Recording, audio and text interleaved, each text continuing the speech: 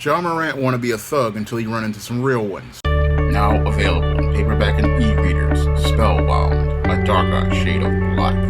Get your copy today at your favorite online bookseller. The Memphis Grizzlies have suspended Ja Morant for a second time for being featured on social media holding a gun.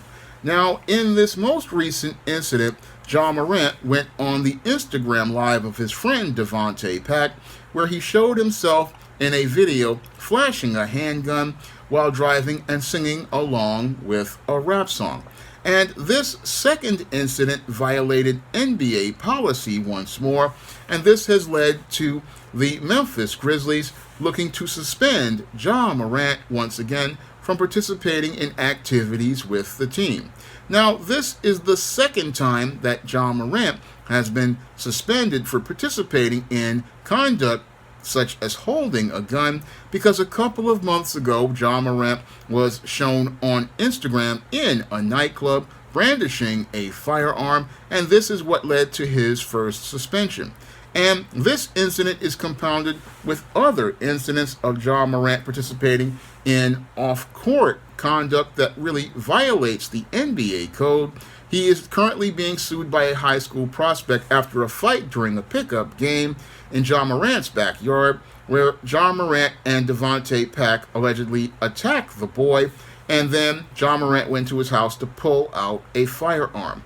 And in another incident, Ja Morant and his associates had a confrontation with members of the Indiana Pacers traveling party, and during that incident, Ja Morant's entourage allegedly pulled out a laser scope and pointed it at members of the Indiana Pacers team. Now, these incidents clearly show me that Ja Morant is clearly having an identity crisis as related to being black, and Ja Morant is one of these black males who comes from the suburbs, but he's believing that he needs to create some sort of street image in order to maintain some sort of popularity. Now, this is a real problem as I see it for me, as related to Ja Morant, because as a suburban black person, he is trying to breathe life into old racist stereotypes about black people by trying to create this thug image as related to his off-court persona. And that's something that he's trying to make up because he wants to try to stand out as related to his black identity, but it's clear to me that this black male really has a serious identity crisis, and he really doesn't understand what being black is all about. Because it looks like to me that Ja Morant has bought into the ideas of what is quote-unquote real as related to being black from Madison Avenue in Hollywood, which are trying to tell us that in order to be an NBA superstar, you have to be some sort of thug or some sort of bad boy. But those images are social constructs created by Madison Avenue advertisers and Hollywood movie studios as related to what they believe a black identity is. That is not who we are at all. And what Ja Morant is doing by participating in this behavior is breathing brand new life into old stereotypes about black people, and all he is doing is going out here and trying to represent the caricature of the black brute. Now, the black brute during Jim Crow was a big, loud, violent black man who went out here and just looked to participate in wanton violence when he wasn't lusting after white women. And Ja Morant doesn't know that he's basically playing into these stereotypes and giving all of these racists all of these ideas and validating them as related to the image of a black man. So, as I see it, Ja Morant really needs an education on being black, because he clearly doesn't know what being black is all about. So he believes that if he participates in these stunts, he will be able to prove his so-called blackness to all of the people in his entourage and all of those people in the NBA. But what he's doing is, again, breathing brand new life into old stereotypes by going out here and brandishing guns and trying to play thug.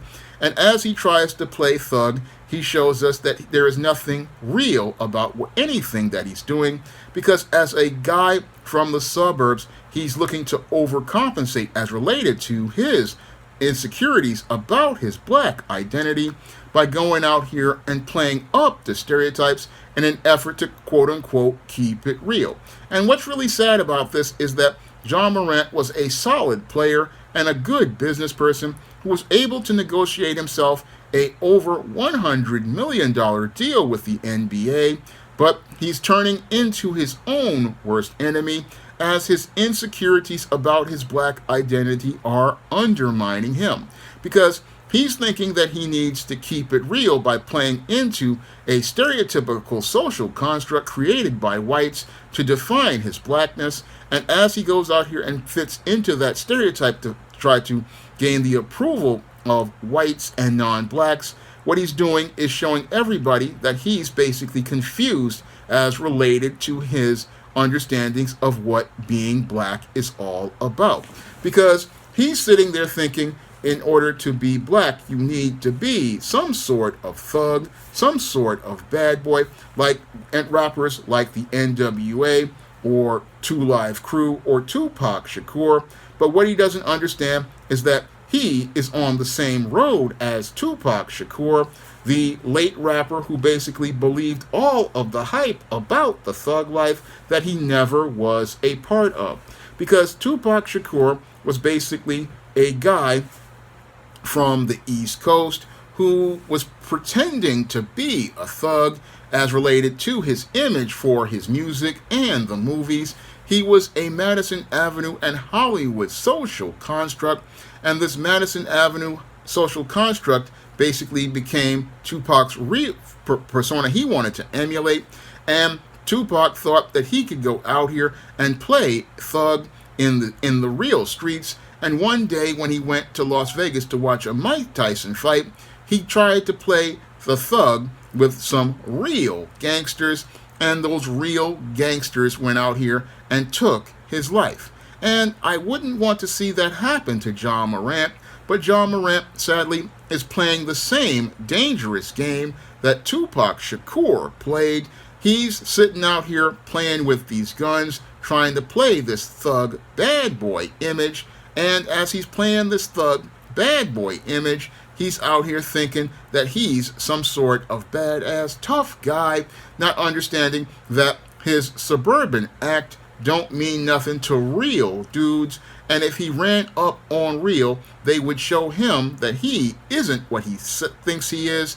And if he runs up on real, real is going to make it real hot for him, because while he may flash a gun, these guys are ready to go out here and use that same weapon when they see a dude looking to get in their face. And that is the dangerous game that Ja Morant is playing out here, playing thug, playing bad boy, trying to put up this image. He's playing with fire because these guys out here don't play, and he's sitting up here getting ready to throw away a great NBA career where he's making over $100 million.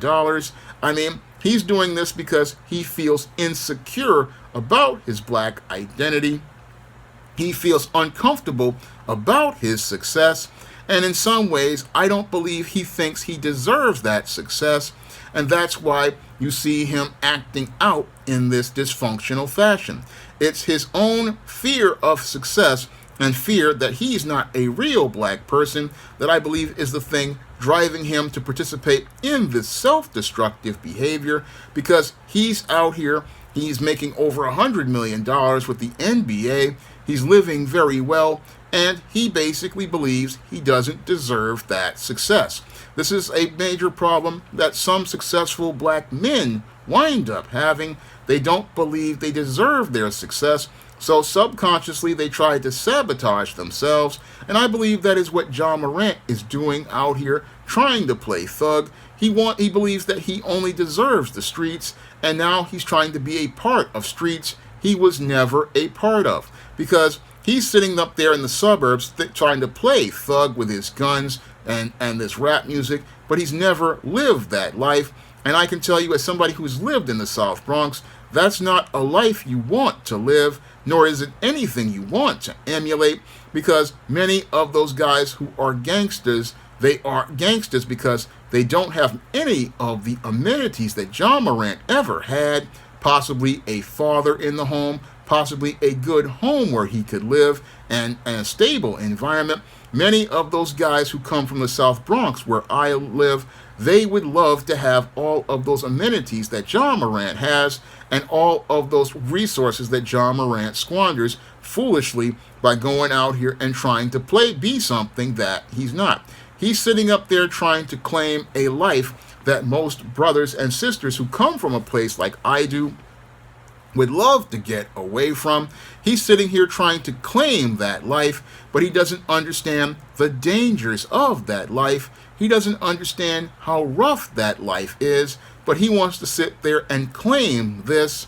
But I don't think he understands what he's claiming, because if you had to experience what led to guys going out here and living that life, he would go right back to his suburbs and thank God that he lived that suburban life, because life here in the South Bronx is extremely rough.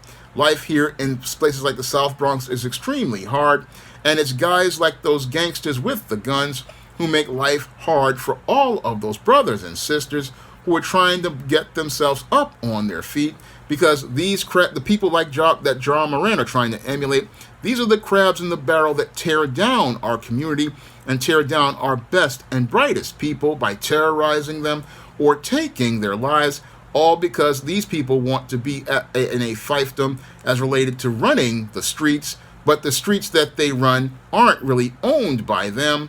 No, like Ja Morant in the NBA, the owners of all of the so-called hood are these people who are a part of a certain religion: the Arab grocery store owner, the Hispanic bodega owner, the Chinese food restaurant owner.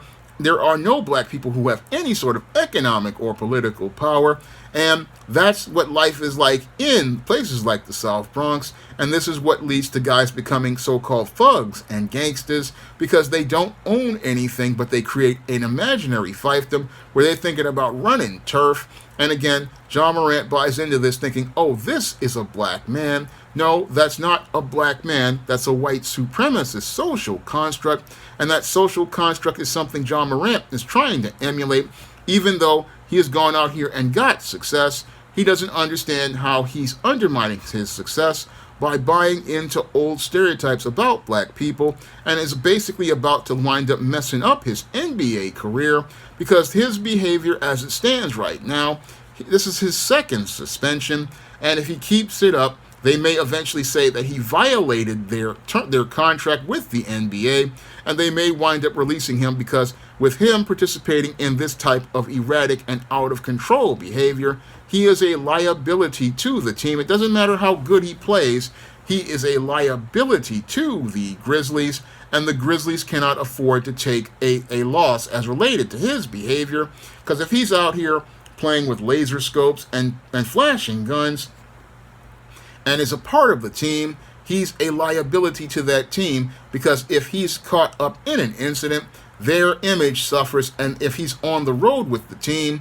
they wind up liable as related to his behavior. So this is a very stupid situation that, Ja Morant is putting himself in, and he's putting himself in that situation because he has identity issues as related to his blackness, and I believe what Ja Morant needs to do is have a long talk with some older brothers out here to let him know what he's about to lose, because he's thinking that the streets are real. No, that's not the streets anybody wants to be a part of.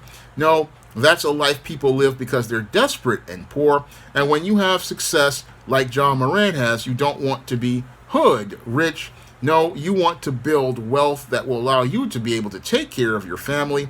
And that's something that Ja Morant really doesn't understand. And again, he's out here playing a thug game, trying to live a thug life, and not understanding that if you try to play this game, you're going to lose, and you're going to lose because somebody real is going to go out here and challenge you. And if they challenge you, Ja Morant is going to go out possibly like Tupac Shakur. Now, if you want to see me make more videos like this, you can send a donation to the Patreon, the PayPal, or the Cash App by clicking the links in the description box.